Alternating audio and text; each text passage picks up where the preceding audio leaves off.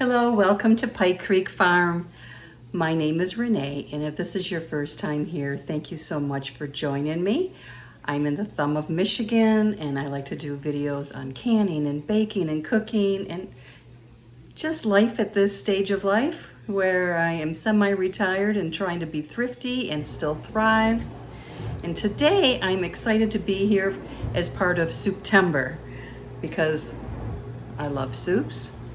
I love fall, and this is a wonderful collaboration that has been put on by Leanne out at Mennonite Farmhouse.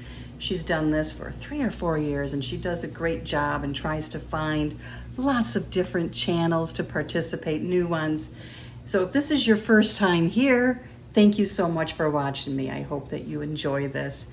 And I'll have the list of all the channels down below and the playlist so you can make sure you watch every video, and you're going to want to watch them and leave a nice comment because Leanne's going to have a live giveaway. I think it's October 2nd. I will have it down below, the date and the time on her channel, and she's going to give away a $100 gift card, and there's a bunch of other prizes, and it's just going to be a good time. And we're all winners because we're all going to have really fun new soup recipes to try. So I'm gonna start prepping everything and I'll bring you back. I have my chopper and I am going to chop some onions. I need 2 cups of chopped onions. This recipe will make 4 quarts. I could double it, but I'm just gonna do 1 batch as a test batch, and then I'll see if I need to adjust anything next time. I like to do it that way when it's a new recipe rather than doing 20 jars and not liking something in it. Everything is prepped, so I'm hoping it'll fit in this pot.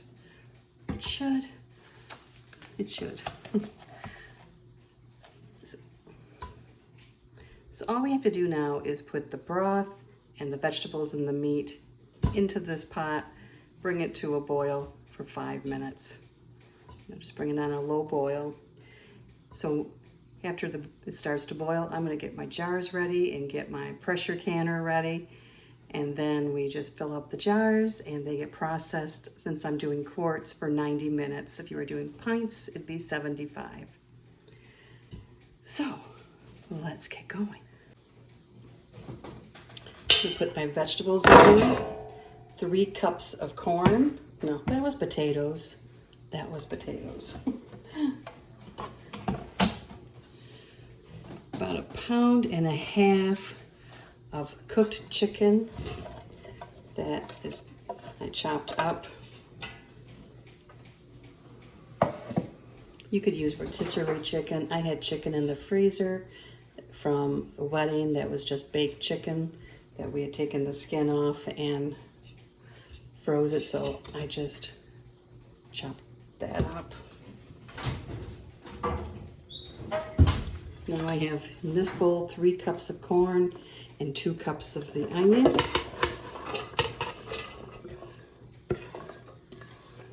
Get all that in there.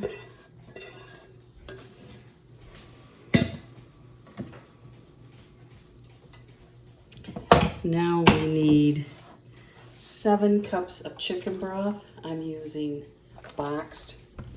If you want to use the powdered, you have to reconstitute it. I'd put that in the pot first, add this and get it heated up and dissolved, and then add the vegetables and meat.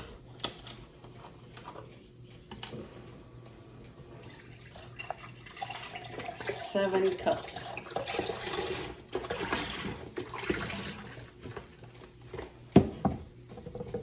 Here's 4.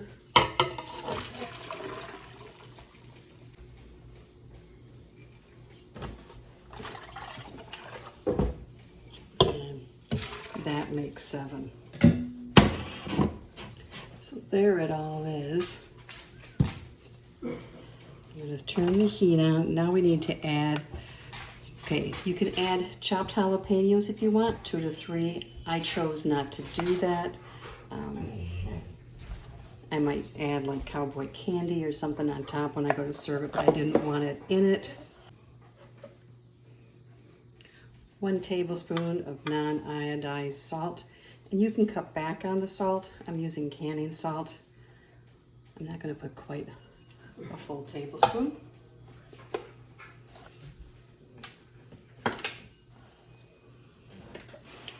Two teaspoons of garlic powder. So.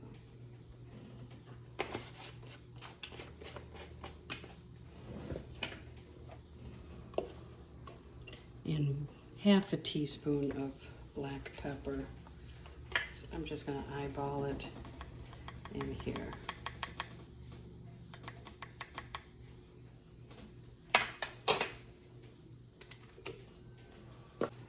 Turn the heat up and bring this to a boil. Now, if you didn't want to can this, just cook this till the vegetables are all tender. Add a bay leaf in now while you're cooking it, and then you'll just add corn, make a cornstarch slurry and add to it, and add like about a half a cup of milk or cream at the very end. I'm gonna get my canner ready, my pressure canner, and I'm gonna get 4-quart jars ready. They already went through the dishwasher. Almost ready to start boiling. Then I'll set the timer for 5 minutes. I have my pressure canner here heating up. I have my jars, which were washed, with hot water in them now, because hot soup, hot jars, hot pressure water in the pressure canner. You want it all to be even. The timer went off. I moved the canner over to the big burner. The soup is here. I'm going to start filling the jars, 1-inch headspace. This soup is not done. You wouldn't want to eat it right now. So if you're not going to can it, just keep letting it cook. I'd let it simmer for maybe an hour, because then the flavors really meld. And then I would add some cornstarch mixed with water and some half and half or cream or milk, and it will thicken up and it'll be creamy. And you can serve it however you want. If you want to put cheese on top, if you want to put bacon bits, if you want to put cowboy candy, if you want to put chives, if you want to make it a little more Tex-Mex, you can add whatever you want to the top of it. Some croutons. You can be creative, but don't eat it after 5 minutes. You won't be happy with it. Thank you. You can see we want to make sure we get about the same amount of solids in each jar, and you want to make sure you have liquid in there too.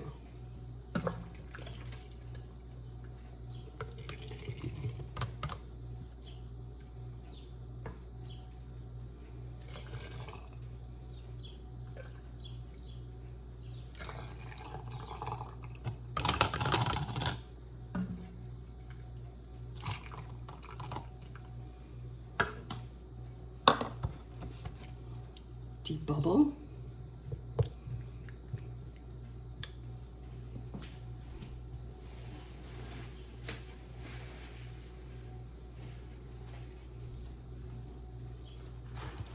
And let's measure. We need a little more liquid. And if you run out of liquid, you can add some more broth or even just hot water.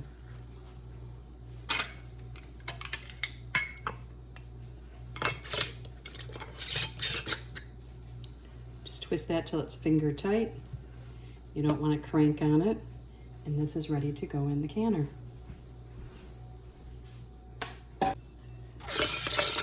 I forgot the bay leaf, which is optional, but it does add a good flavor. So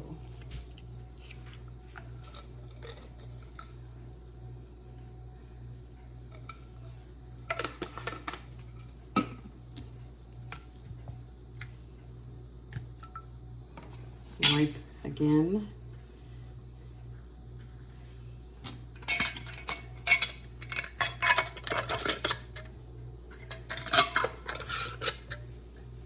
And back in the canner.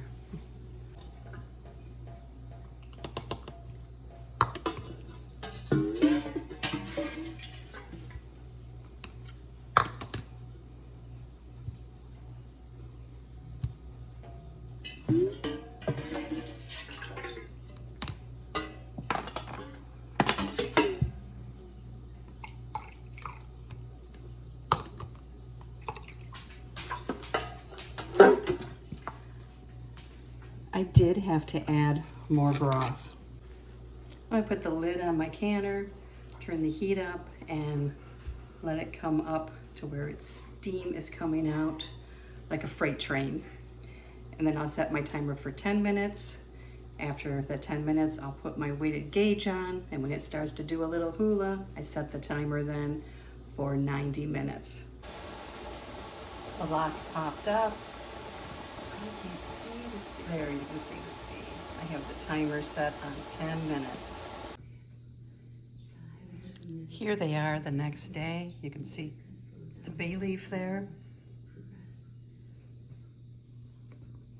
One did not seal, so I will be having that for lunch or something, and I'll try and show you what it looks like at the end. Okay, here's the jar that didn't seal, and I need to make some lunch. I have to work this afternoon. So I'm going to show you how I'm going to open this jar and make it into the final corn chowder right away. But it does taste good, just like this. So I'm just going to empty this jar. And I'm going to put water in this and let it soak. I'm going to just heat this up. Oops. Then I have some water here. Then I'm going to put some cornstarch in and add that to it. And then we'll add some milk, or half and half actually, and it'll be ready to serve once it's thickened. I'm going to add in some half and half now. About half a cup is good. It is just about all heated up. Yeah. I'm going to turn the heat down slightly. And I'm going to put a spoon of cornstarch in this little cup that I have water in.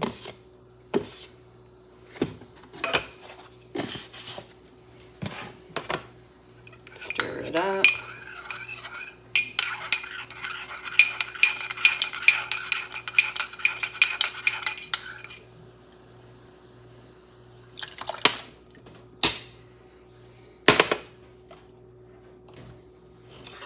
And I don't add a lot at first. I'd rather add more than have it get too thick.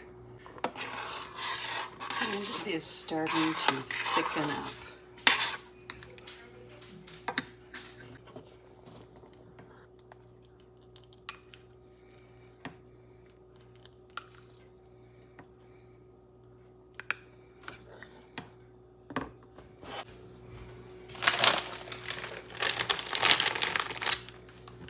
I'm going to add some cheese on top.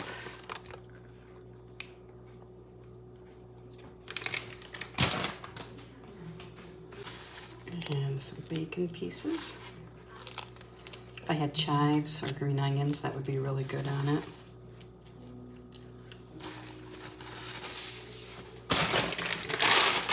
There it is. Taste test time.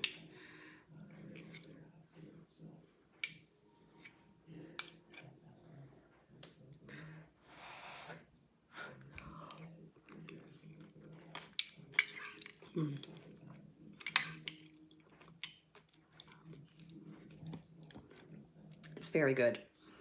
It's very, very good. Easy, and you can garnish it however you want. You know, any flavors that you like to add to personalize it. That's what I like about it.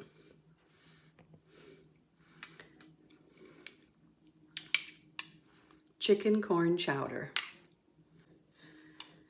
Thank you so much for watching. And thank you, Leanne, for inviting me to Souptember this year. And make sure you watch all the videos and show up for the live. All that information will be down below. We'll see you next time at Pike Creek Farm.